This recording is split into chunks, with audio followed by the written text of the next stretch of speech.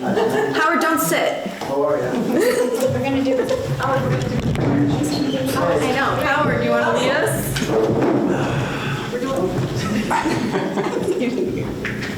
Do you want to lead us in the pledge?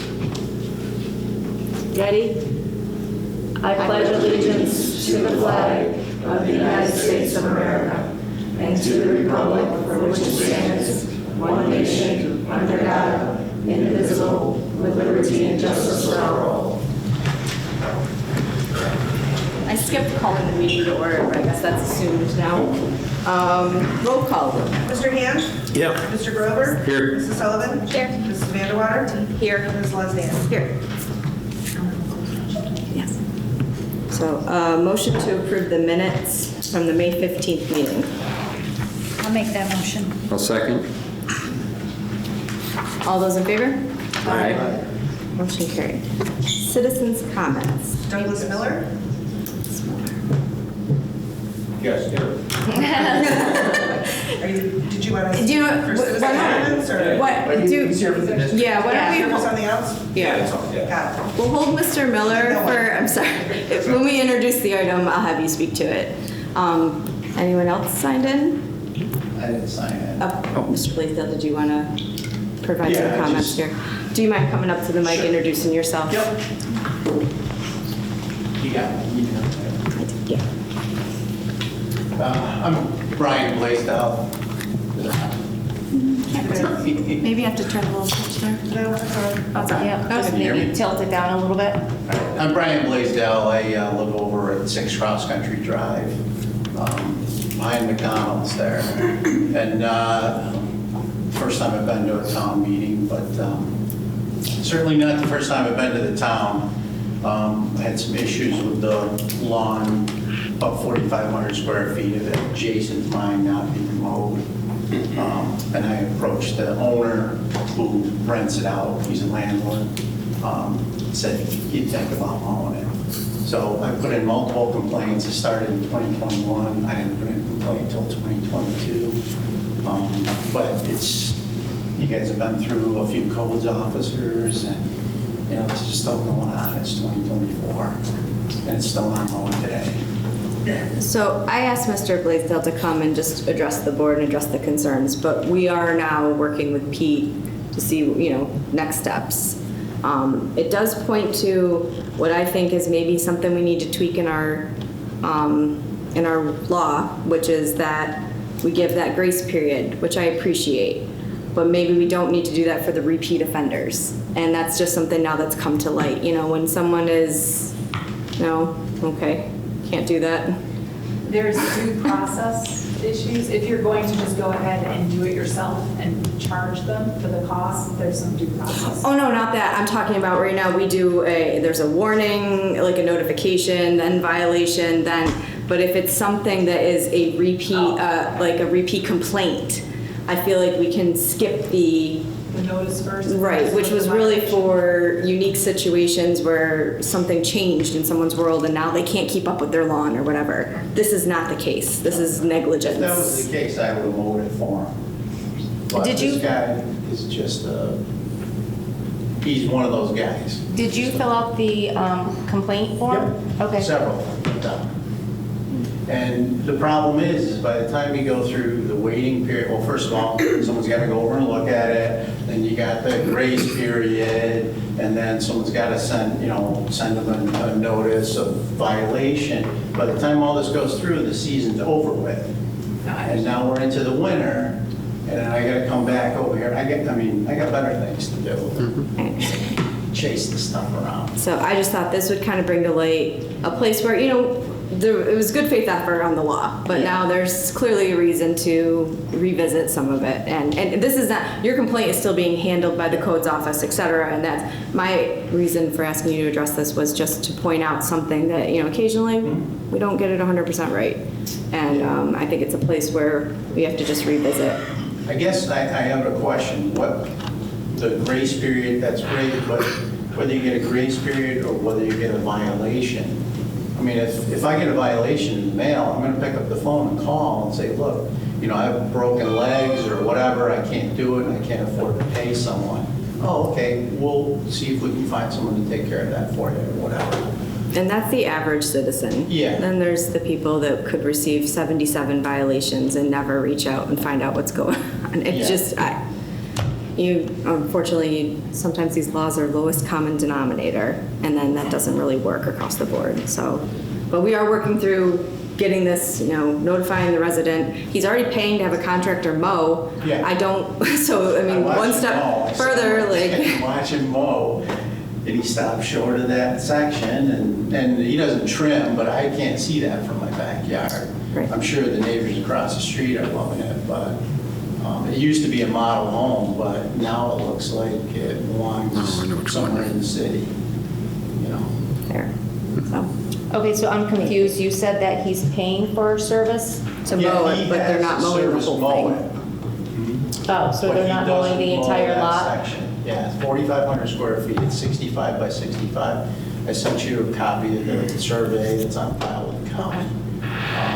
It's kind of like, adjacent- it all kind of dips back, Yep. like, behind everyone, and- I mow it with a riding lawnmower, I go straight up the hill. So, Okay, I think it's feasible to mow yeah, it, well, that's it's been not, mowed. yeah. The previous owner, who I know, he rented it out also, but maintained the property impeccably. So he had it mowed, he paid a service, and they did it. So it can be done. Right.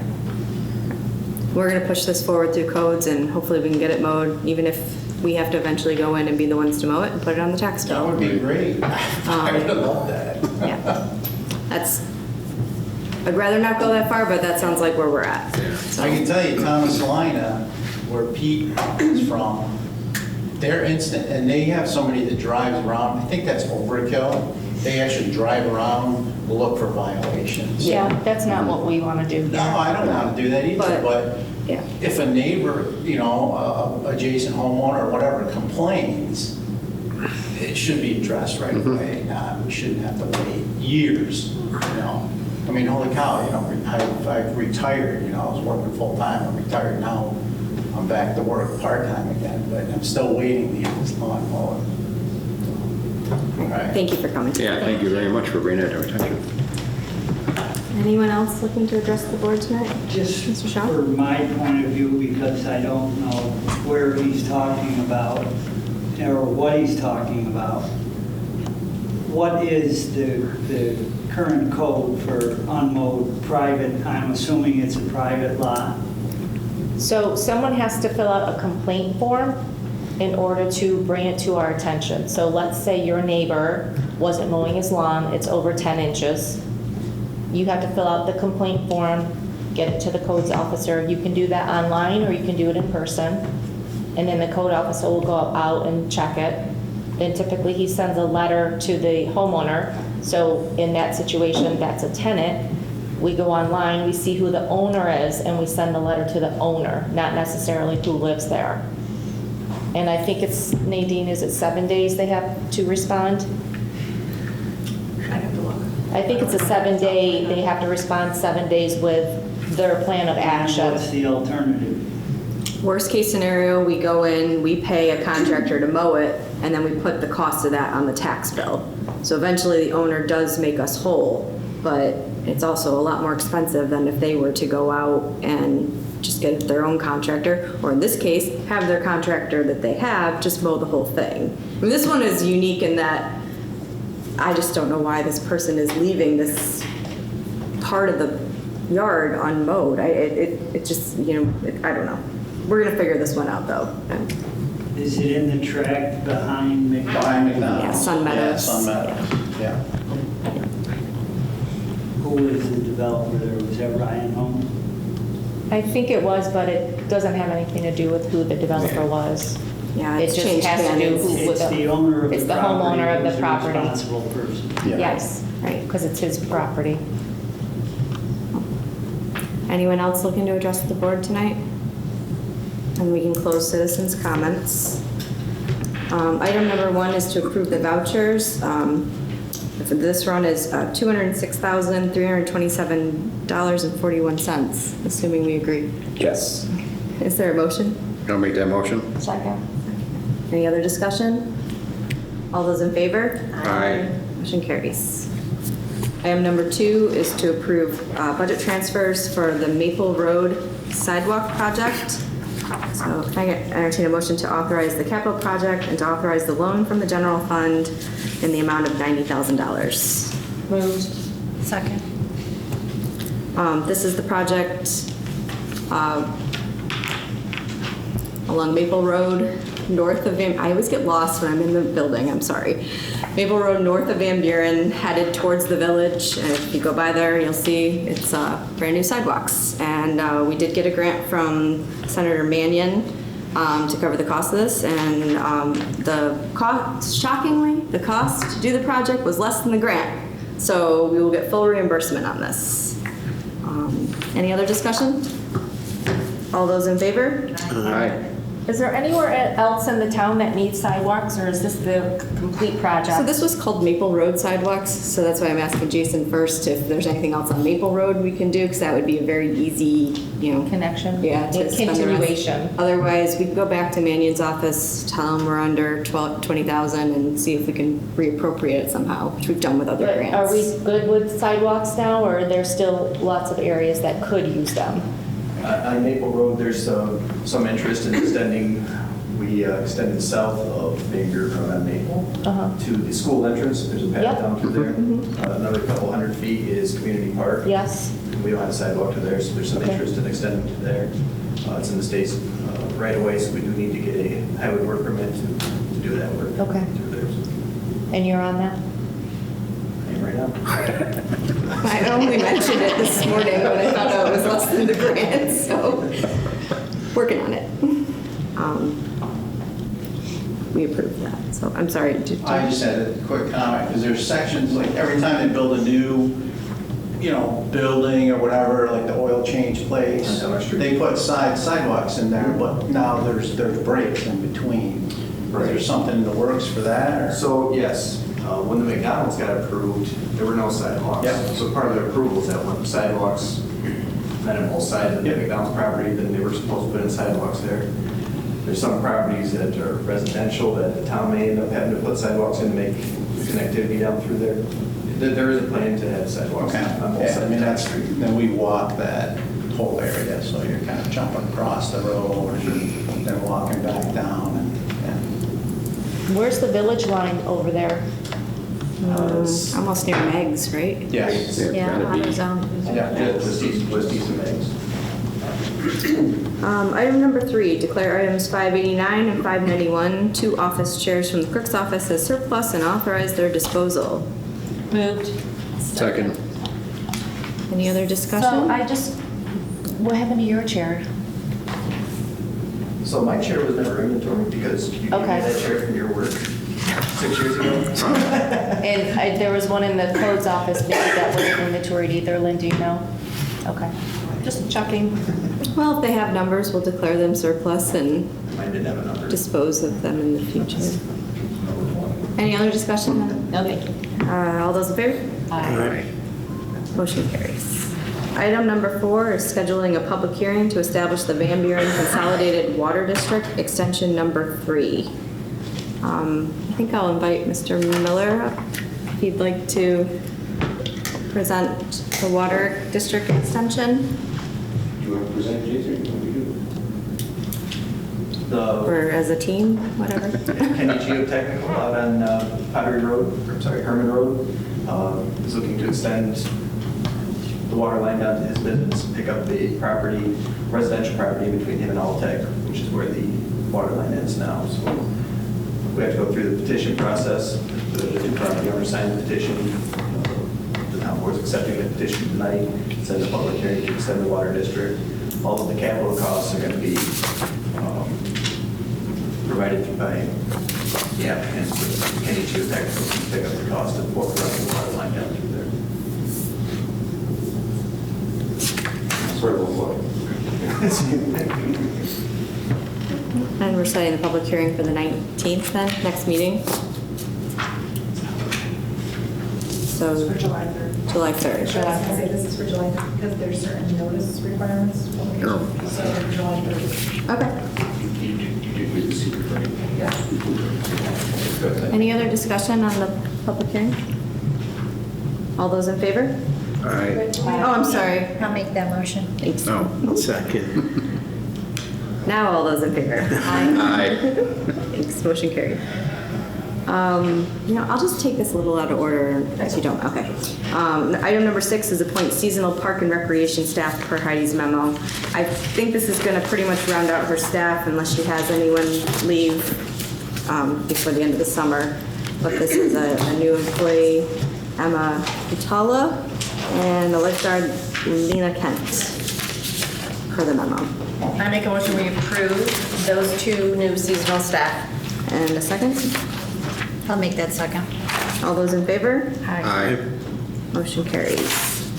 Penciled in item number 7 is our codes. General code, which is online, requires a $1,195 annual fee to keep that presence. And that was due, and I just thought it's budgeted, it's something we do every year, and we all love the online access to the code. So is there a motion to approve? I'll make that motion. Second? I'll make that. I'll second it if no one else wants. No, it's fine. All those in favor? Aye. Motion carries. Okay, last item then, we'll go with the assessor's report. Good evening. I'm here to let you know what's been going on in the assessor's office, and also to update you on the filing or refiling project in the codes office that we've been working on. So in the assessor's office, when the tentative roll was filed on May 1st, we sent out 275 change of assessment notices, and I had one informal meeting scheduled. Grievance day was last Tuesday. We had three applicants. 2 were in person and 1 was paperwork only. And the only one for Supreme Court filing is the Comfort Inn, the Village Green Apartments that have been a reoccurring Supreme Court filing every year since 2018. Actually discontinued it last year after we did the preliminary appraisals. So that one is, pretty much done with. And the final roll, the final assessment roll will be filed July 1st with the assessor's annual report. Our equalization rate, because we're not changing the assessments every year, is going to be 80%, and it will match exactly with the town of Lysander, as it turns out. And we have, when we increase the income limit for the senior citizen exemptions, we have approximately 325 more senior renewals for this next year. How many more? 325. So what's the total? We are close to 750 senior exemptions at this point, which I believe the town of Cicero, she told me they went up by 50%. So, because they passed that new income limit.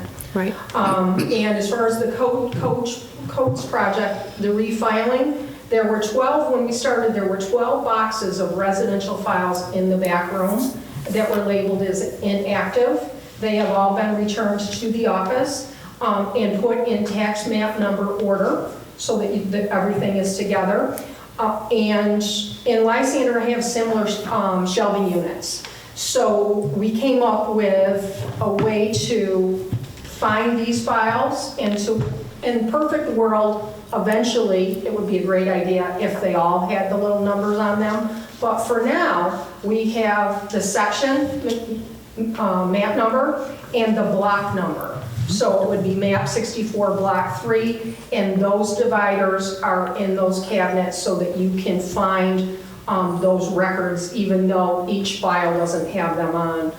Everything has been redone. We're in the process of labeling them. We're currently working on the planning board records. Everything has been done except for 1 cabinet remains of site plans. Those are the only ones left to be put in tax map number order. And because the planning board records, it isn't every property, it's only if you got a variance or you got a zone change or you did a subdivision, we have broken those out by just the section numbers so that you can actually find them. We're labeling the cabinets so that you can find the records easily. And after the site plans, we're going to have some miscellaneous filing to do. that's accumulated that doesn't have tax map numbers on them. And, so they get where they need to go. Once we get done with all of that, there's going to be one designated spot for open residential permits and one designated spot for open commercial permits. And they all have these numbers on them so you can find them. The commercial properties also have the owner of the property written on it. So if it's Tessie Plastics, it says Tessie. If it's Floral Park, it says Floral Park. So that when you pull that file out, you can actually tell which one it is, either by address, tax map number, or the owner. So now do you feel as though your office has everything it needs now from planning board action from the past year, to update what you need to update for? As far as the records? Right. Yes, Yeah. yes. Like I said, eventually it would be great if all of the files looked like this, but for right now, the office is going to function a lot better just with these breaks in the cabinets without all of those ripped brown folders that were all, all out of order and in two different spots. Good. And I will be happy to answer any questions. A huge thank you for doing that. I'm sure it must be very Tedious. It's rewarding when you get It is organized. very rewarding. Just to kind of get it cleaned up, and you don't want to start it, and then when you start it, you don't want to stop. And Yes, yes. a And huge thank you for doing it, Yeah, I because it had to take a really, couple of weeks because I had grievance day, kind of fell in the middle, So I had, a couple of days before grievance day and after grievance day, and of course grievance day itself, where I was away from the project.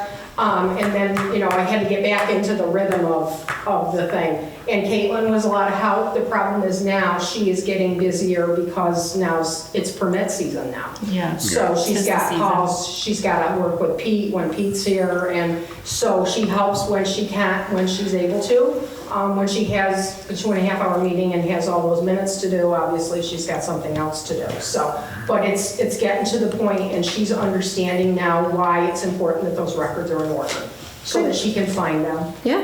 and anybody can find them, That would be the plan. ideally. Thank you. No problem. Any other questions for Teresa? No. All right, great. Thank you. Thanks. Counselor and committee reports and comments. Roger? I have nothing. Jen?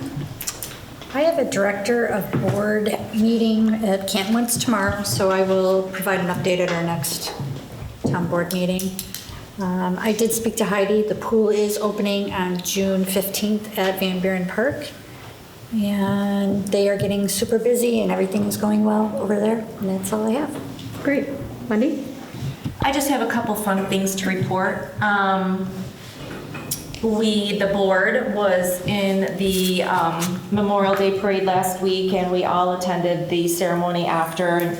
It's a really great event, and the parade is fun, and everyone comes out. It's just such a great community event, and we had a really good time. And a big thank you to Jenny for her decorating techniques for our float this year. We really got a lot of compliments on it, and I think if you attended, Lori, you know that we had the best float ever. Not on the spot at all. And I attended the retirement party for Ruth Troy. Actually, Jenny and I both attended last Friday. That was well received. We are gonna miss Ruth. She really was an asset to the senior center, and under her management, that center really flourished. So we really are gonna miss her. And that's all. Thank you. Bob? I have nothing tonight.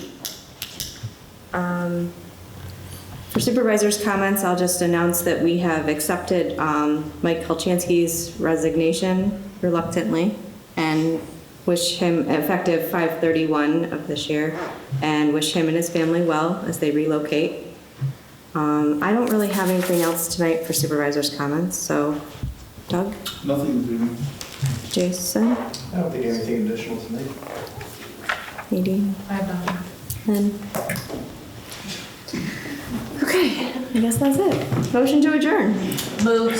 Second. All those in favor? Aye. We are adjourned. Thank you all for coming. Thank you all for coming.